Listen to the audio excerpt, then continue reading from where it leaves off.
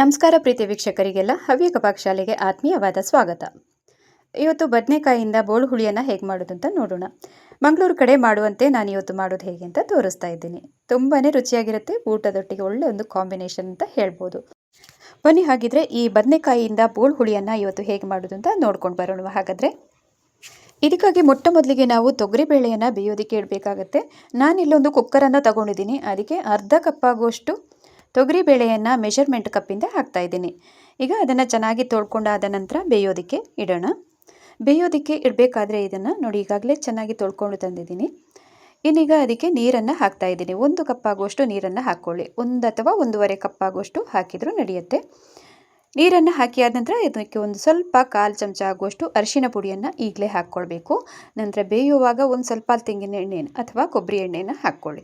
ಇನ್ನು ಲಿಡ್ಡನ್ನು ಕ್ಲೋಸ್ ಮಾಡಿ 1 ರಿಂದ 2 ಸೀಟಿ ಬರುವಷ್ಟು ನಾವೀಗ ಬೇಯೋದಕ್ಕೆ ಟೈಮು ಬಿಡಬೇಕಾಗತ್ತೆ. ತುಂಬ ಬೇಯುವಂತಹ ಅವಶ್ಯಕತೆ ಇಲ್ಲ, 1/4 ಅಂಶ ಬೆಂದರೂ ಸಾಕಾಗತ್ತೆ. ಇನ್ನು ಬದನೆಕಾಯಿನ ಕೂಡ ಅದು ಬೇಯುವಷ್ಟು ಹೊತ್ತಲ್ಲಿ ಇಲ್ಲಿ ಹುಣಸೆ ಹಣ್ಣನ್ನು ನೆನೆ ಹಾಕ್ಕೊಳ್ಬೇಕು. ಸಣ್ಣ ಬೌಲನ್ನು ತಗೊಂಡು, ಸಣ್ಣ ನಿಂಬೆ ಹಣ್ಣು ಗಾತ್ರದ ಹುಣಸೆ ಹಣ್ಣು ಸಾಕಾಗುತ್ತೆ ಹಾಕಿದರೆ.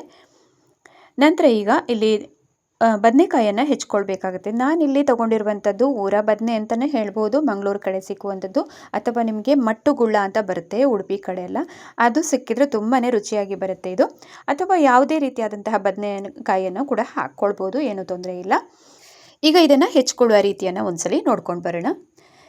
ಈಗ ನಾನು ಒಂದು ಅರ್ಧ ಬದನೆಕಾಯನ್ನು ನೋಡಿ 3 ಭಾಗವಾಗಿ ಮಾಡಿಕೊಂಡು ಅದನ್ನು ಮತ್ತೆ ತುಂಬ ತೀರ ಸಣ್ಣದಾಗಿ ಅಂತ ಬೇಡ ಹೆಚ್ಕೊಳ್ಳೋದು, ಒಂದು ಸಾಮಾನ್ಯವಾಗಿ ಮೀಡಿಯಮ್ ದೊಡ್ಡಕ್ಕೆ ಇರಲಿ.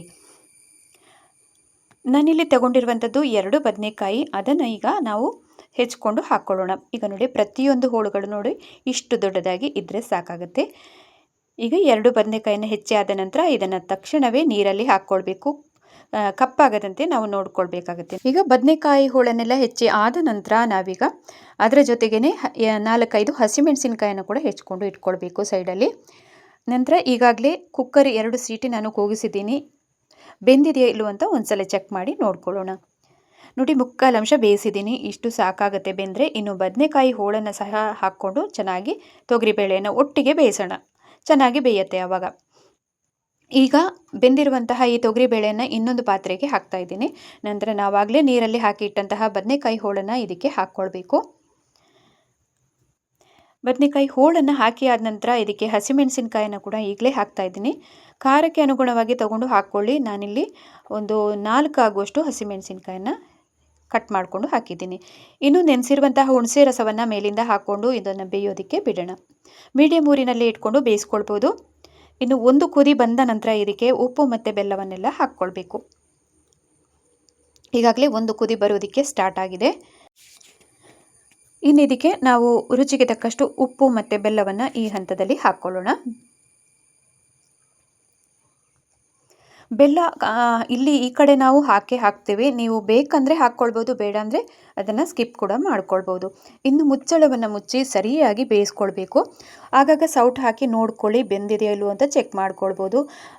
ಬದನೆಕಾಯಿಯಿಂದ ಆಗುವಾಗ ಬೇಗನೆ ಬೆಂದೋಗುತ್ತೆ, ಆಗಾಗ ನೋಡ್ತಾ ಇರಬೇಕಾಗತ್ತೆ. ಈಗ ನೋಡಿ, ಈಗಾಗಲೇ ನಾವು ತೊಗರಿಬೇಳೆಯನ್ನು ಸಹ 1/4 ಅಂಶ ಬೇಯಿಸಿದ್ದೀವಲ್ಲ, ಅದು ಕಂಪ್ಲೀಟಾಗಿ ಇದರಲ್ಲಿ ಬೆಂದಿರುತ್ತೆ. ಈ ಬದನೆಕಾಯಿ ಹೋಳಿನ ಜೊತೆಗೆ ಅದು ಕೂಡ ಬೆಂದಿರುತ್ತೆ. ಇನ್ನು ತುಂಬ ನೀರಂತ ಮಾಡೋದಕ್ಕಿಂತ ಹೋಗಬೇಡಿ, ನೀವು ಕನ್ಸಿಸ್ಟೆನ್ಸಿ ನಿಮ್ಮ ಅನುಕೂಲಕ್ಕೆ ನೋಡಿಕೊಂಡು ನೀರನ್ನು ಹಾಕ್ಕೊಳ್ಬೋದು. ಈಗ ಸರಿಯಾಗಿ ಬೆಂದಿದೆ ಬದನೆಕಾಯಿ ಹೋಳು. ಬೆಂದಾದ ನಂತರ ಈಗ ಲಾಸ್ಟಲ್ಲಿ ಕೊತ್ತಂಬರಿ ಸೊಪ್ಪನ್ನು ಉದುರಿಸ್ತಾ ಇದ್ದೀನಿ. ಇನ್ನು ಅರಿಶಿನವನ್ನು ನಾವು ಆಗಲೇ ಬೇಯುವಾಗ ಹಾಕಿರೋದ್ರಿಂದ ಮೇಲಿಂದ ಏನನ್ನು ಹಾಕೋದಂತ ಅವಶ್ಯಕತೆ ಇಲ್ಲ, ಇಷ್ಟನ್ನೇ ಹಾಕಿದರೆ ಸಾಕಾಗುತ್ತೆ. ಕೊತ್ತಂಬರಿ ಸೊಪ್ಪನ್ನು ಹಾಕಿ ಆದ ನಂತರ ಚೆನ್ನಾಗಿರುವಂತಹ ಒಗ್ಗರಣೆಯನ್ನು ಒಂದು ಕೊಟ್ಕೊಳ್ಳೋಣ.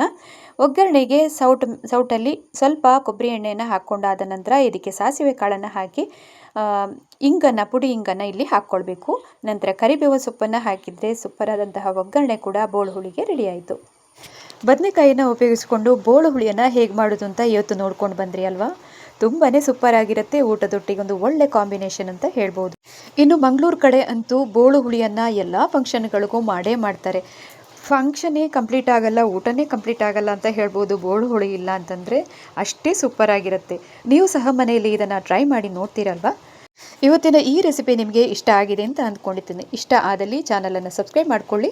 ಹಾಗೆಯೇ ಒಂದು ವಿಡಿಯೋಕ್ಕೆ ಲೈಕ್ ಮಾಡಿ, ಶೇರ್ ಮಾಡಿ, ಸಪೋರ್ಟ್ ಮಾಡಿ ಅಂತ ಹೇಳ್ತಾ ಸಿಗೋಣ ಮುಂದಿನ ವಿಡಿಯೋದಲ್ಲಿ. ಅಲ್ಲಿ ತನಕ ನಮಸ್ಕಾರ.